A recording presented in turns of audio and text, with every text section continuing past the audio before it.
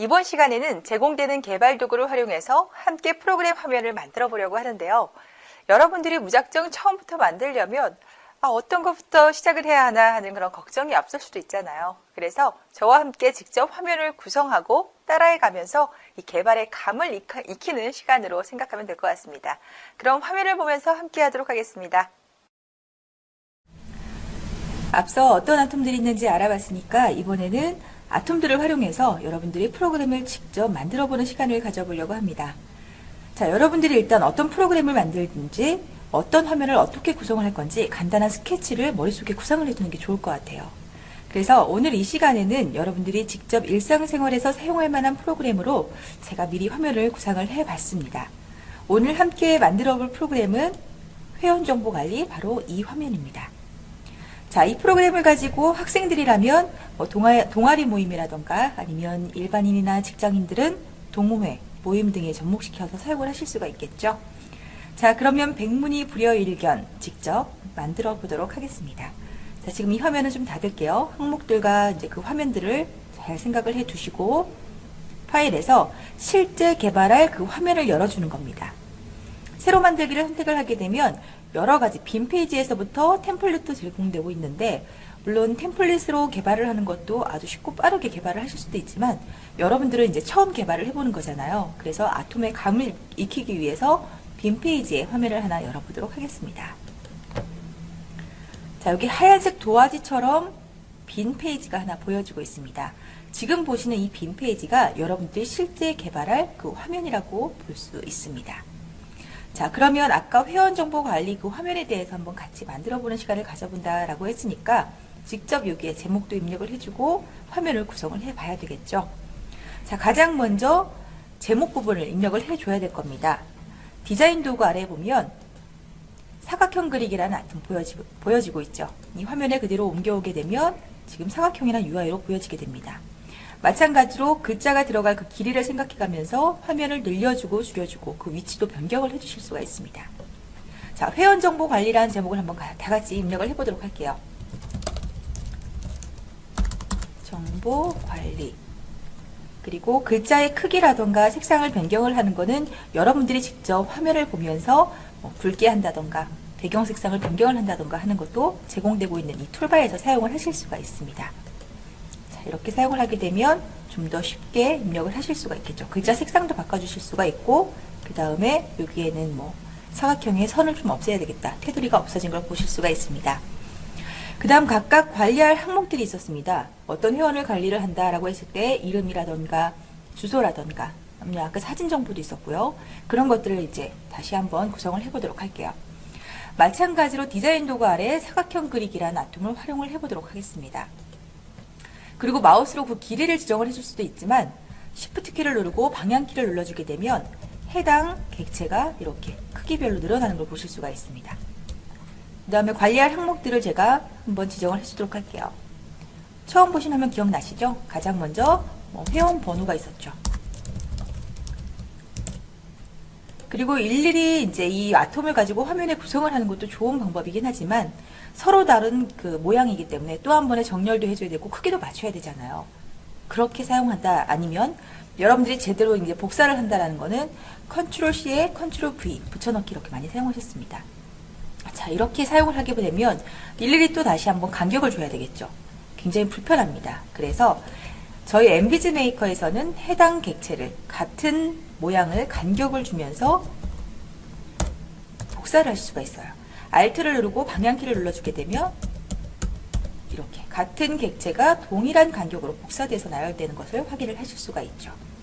그 다음에 어떤 게 있을 수가 있겠죠? 성명이라던가, 그 다음에 직장명, 학생들이라면 학교 이름 이런 게 있을 수가 있겠죠. 부서명이라던가, 그 다음에 주소, 기본적인 정보를 적어주는 거니까 여러분들이 이 항목을 똑같이 나열할 필요는 없습니다. 그 다음에 날짜를 넣을 수 있도록 가입일 정도 넣어줄게요. 자, 제목과 항목 부분이 지금 금세 이렇게 만들어졌습니다. 그러면 각각 항목에 뭔가 입력을 해야 되는 공간들, 우리가 직접 이제 데이터를 넣어야 되는 공간들을 만들어줘야 되는데, 이번에는 데이터 입력 도구 아래에 데이터 입력란이라는 아톰을 사용을 해보도록 하겠습니다. 자, 그 원하는 화면 위치로 바로 옮겨오게 돼요. 그러고 난 다음에 그 길이라던가 크기도 데이터가 들어갈 그 길이에 따라서 늘려주고 줄여주고 하실 수가 있어요. 미세하게 조절을 하는 방법은 Shift를 누르고 방향키로 조절을 하실 수가 있습니다. 그 다음 해당 객체를 그대로 간격을 주고 마찬가지로 복사를 해서 사용을 하실 수가 있어요. 지금 저는 간격 10 그대로 사용을 하고 있습니다. 자, 이렇게 보면은 그 항목이라던가 그 다음에 그 데이터가 들어갈 그 공간들까지 모두 입력이 되었죠. 그러면 데이터가 들어갈 그 길이에 따라서 화면을 보면서 늘려주실 수도 있어요. 자, 여기 보니까 주소를 입력을 해야 된다라고 했을 때 지금 입력란 부분이 너무 좁죠. 그래서 화면을 보면서 해당 객체를 클릭을 하고 마우스로 쭉 그 늘려주면서 드래그를 해주게 됩니다. 지금 숫자가 여기 보여지고 있나요? 이 숫자가 실제 데이터가 들어갈 수 있는 그 길이라고 보실 수 있습니다. 자, 이렇게 제가 늘려주도록 하겠고요. 더 많은 글자가 들어가야 된다라고 했을 때는 물론 이 각각의 아톰들이 가지고 있는 세세한 속성들에서 그 길이까지 정해주실 수가 있습니다만 그거는 다음 영상에서 제가 자세히 한번 살펴보도록 하겠습니다. 자, 그 다음에 어떤 회원을 관리를 한다라고 했을 때 사진 정보 꼭 필요하죠. 그래서 이번에는 이미지 입력란이라는 아톰을 사용을 해서 해당 화면으로 그대로 드래그 해오게 되죠. 그리고 그 보고자 하는 그 크기별로 여러분들이 자유자재로 마우스로 늘려주고 줄여주고 하실 수가 있어요. 자, 이렇게 되면은 직접 사진을 찍어서 저장을 한다던가 아니면 원래 가지고 있는 파일을 넣는다던가 하는 모든 기능들도 사용을 하실 수가 있습니다. 자, 그 다음에 또 보니까 월 회비는 우리가 금액 부분으로 잘 알고 있는 거는 우측 정렬의 1000단위 콤마로 잘 알고 있잖아요. 그래서 제가 작은 그 속성들도 한번 지정을 해두도록 할게요. 스타일 속성을 제가 열었더니 여러 가지 지금 속성들이 나타나고 있습니다. 숫자 입력으로 해서 1000단위 콤마를 찍어줘야 되겠다. 자, 각각의 컴포넌트 안에는요, 적게는 몇십 개부터 많게는 몇백 개까지의 속성들이 들어가 있기 때문에 여러분들이 표현하고자 하는 아주 작은 속성이라고 할지라도 분명 다 구현을 하실 수가 있습니다. 자, 여기에 보면 제가 우측 정렬이라고 해서 도구바를 사용을 했고요. 그 다음에 가입일 같은 부분, 직접 입력을 하는 것보다 제가 이번에는 달력에서 선택을 할 수 있도록 해당 데이터 입력란을 지우고 여기에 날짜 입력란이라는 아톰을 사용을 해보도록 할게요. 자, 이게 원하는 화면에 그대로 옮겨오게 되면 바로 그 달력의 모양이 보여지게 되죠. 그리고 달력의 유형이나 이런 것들도 아주 세세한 속성으로 바꿔주실 수가 있습니다. 역시 마찬가지로 제가 이거는 다음 영상에서 해당 객체를 자세히 한번 살펴보도록 하겠습니다. 지금은 바로 따라하기 과정이니까요. 한번 저를 보면서 따라해 보시기 바랍니다.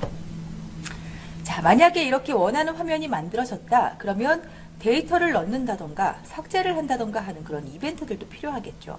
그래서 바로 저장을 한다던가 아니면은 앞뒷장으로 넘긴다던가 하는 그런 이벤트들을 한번 지정을 해주려고 합니다.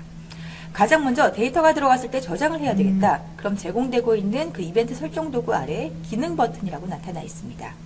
해당 객체를 그대로 선택을 하고 난 다음에 화면에 옮겨오게 되면 자, 더블 클릭을 해보겠습니다. 그러면 기능 선택이라고 콤보박스가 하나 보여지고 있잖아요. 여기 콤보박스를 내리게 되면 여러분들이 사용하고자 하는 그런 모든 이벤트들이 사전에 다 이렇게 정의가 되어 있어요.